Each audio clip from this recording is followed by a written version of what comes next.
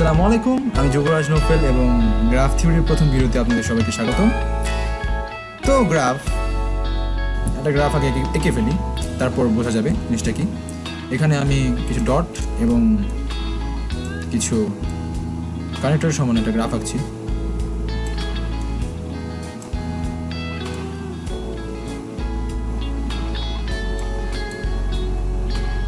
এটা গ্রাফ গেল, আর একটা গ্রাফ এঁকে ফেলি।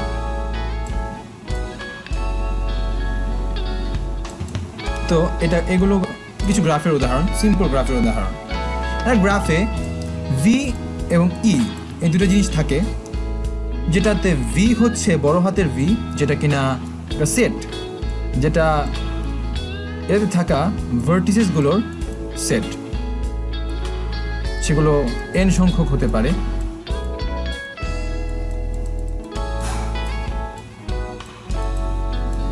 এখন প্রশ্ন হতে পারে ভার্টিসেস কি?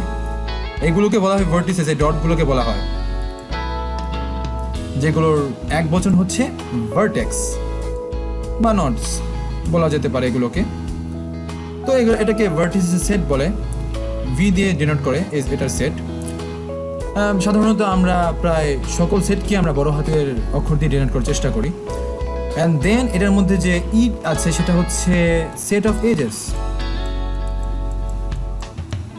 সেম ভাবে এটার মধ্যে ছোট হাতের দিয়ে আমরা এজগুলোকে দেখব। এজগুলো এন সংখ্যক থাকতে পারে। এখন এজ কোনগুলো?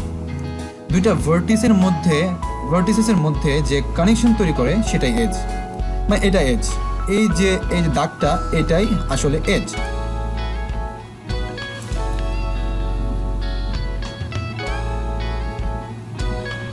আর অনেকগুলো এজকে এজেস বলে স্বাভাবিকভাবেই।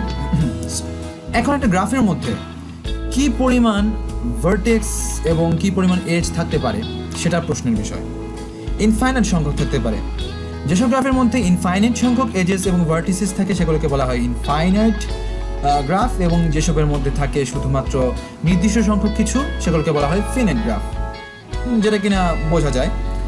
এখন আমরা জানবো যে গ্রাফ আসলে কত প্রকার হতে পারে। প্রথমে আমরা যে গ্রাফের উদাহরণটা দেখেছি সেটা হচ্ছে সিম্পল গ্রাফের উদাহরণ, এইটা, যেখানে কিছু ভার্টিসেস এবং কিছু এজেসের সমন্বয়ে একটা গ্রাফ তৈরি হয়েছে।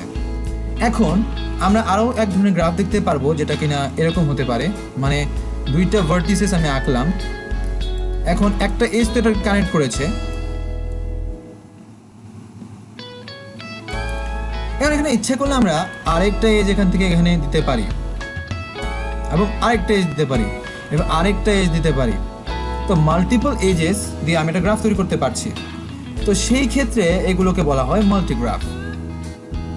তো আমরা কি দেখলাম এখন পর্যন্ত? সিম্পল গ্রাফের উদাহরণ দেখলাম কিছু। গ্রাফ সিম্পল হতে পারে এবং মাল্টিগ্রাফ হতে পারে। আর এক ধরনের গ্রাফ হতে পারে যেগুলোকে বলা হয় সেডোগ্রাফ। সেসব গ্রাফের মধ্যে পার্থক্য কি? সেগুলোতে ভার্টিসেস তো থাকবেই, দেন কিছু এজেস থাকতে পারে, অথবা অনেকগুলো এজেস থাকতে পারে, মাল্টি এজেস থাকতে পারে,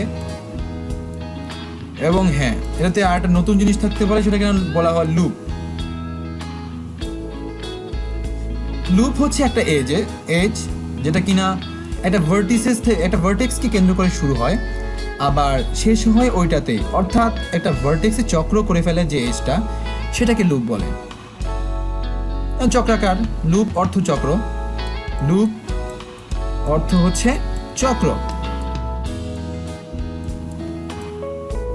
তো এতক্ষণ পর্যন্ত আমরা দেখলাম যে আমাদের গ্রাফগুলো সিম্পল হতে পারে, সিম্পল গ্রাফ, দেন আমাদের গ্রাফগুলো হতে পারে মাল্টিগ্রাফ, দেন আমাদের গ্রাফগুলো হতে পারে সেডোগ্রাফ।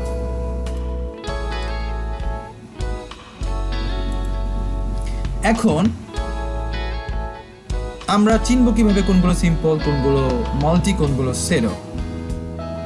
আমরা একটু আগে দেখেছি যে সিম্পল গ্রাফে মাল্টি এজেস থাকে না। তো আমরা আবার আরেকবার দেখে ফেলি। একটি সিম্পল গ্রাফে কোনো প্রকার মাল্টি এজেস থাকে না,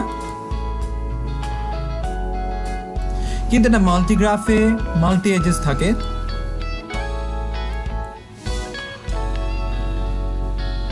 যেমন এরকম একটা মাল্টি এজেস থাকতে পারে, একটা সেট গ্রাফেও মাল্টি এজেস থাকতে পারে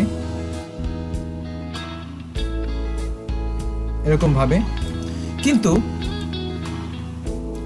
একটা সেটোগ্রাফে আর একটা নতুন জিনিস থাকে, সেটা হচ্ছে লুপ।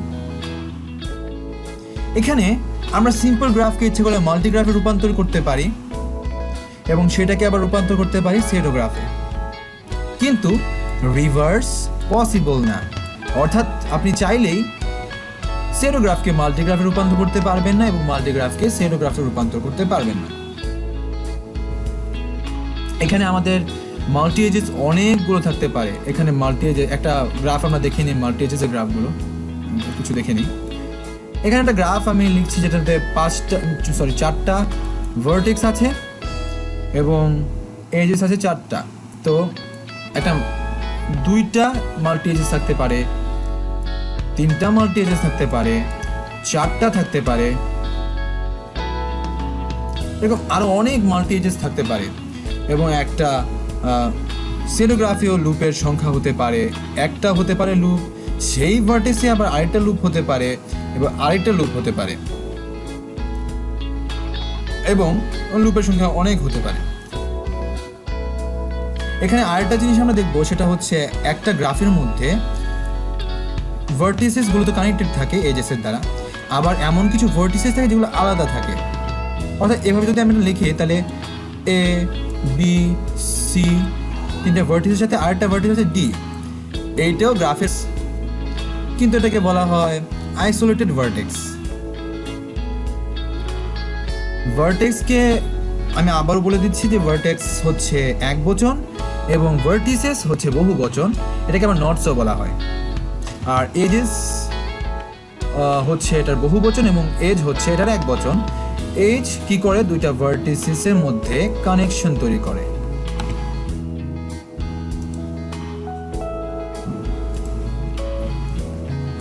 এখন আমরা জানবো আরেকটা নতুন বিষয় সম্পর্কে, সেটা হচ্ছে ডিরেকশন। একটা গ্রাফ ডিরেক্টেড হতে পারে, ইনডিরেক্টেড হতে পারে। তো এখানে আমি একটা গ্রাফ আঁকলাম। আমরা এখন সিম্পল গ্রাফের উদাহরণ দিব না, কারণ আমরা এমন একটা গ্রাফের উদাহরণ দেবো যেটাতে সব কিছু আছে, সব এলিমেন্ট আছে। তো এখানে আমরা একটা সেটোগ্রাফ নিয়ে কথা বলবো।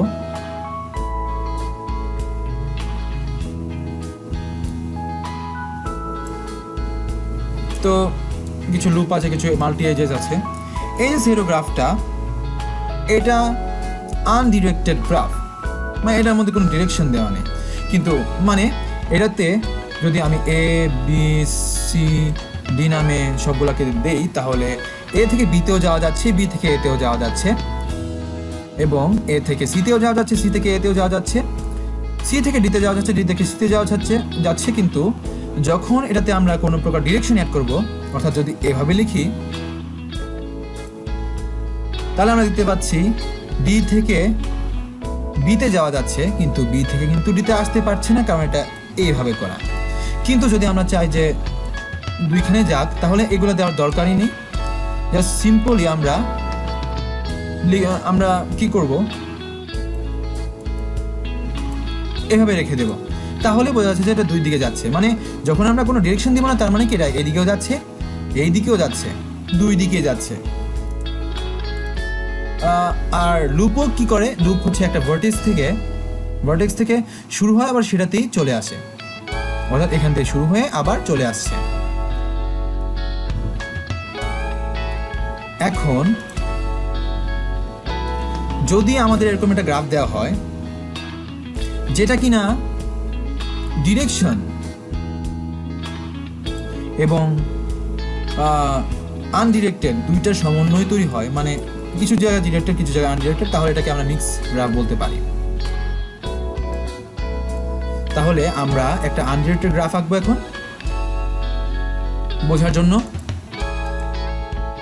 কালিটা ভুল নিয়েছি, সরি। এটা একটা আনডিরেক্টেড গ্রাফ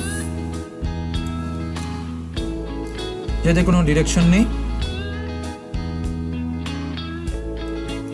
এবং এটা একটা ডিরেক্টেড গ্রাফ যেটাতে ডিরেকশন আছে।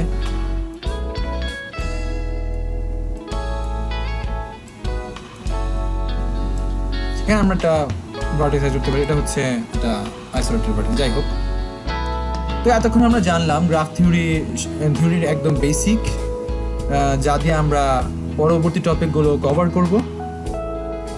ধন্যবাদ সবাইকে ভিডিওটি দেখার জন্য এবং সাবস্ক্রাইব করে আমার সাথে থাকুন।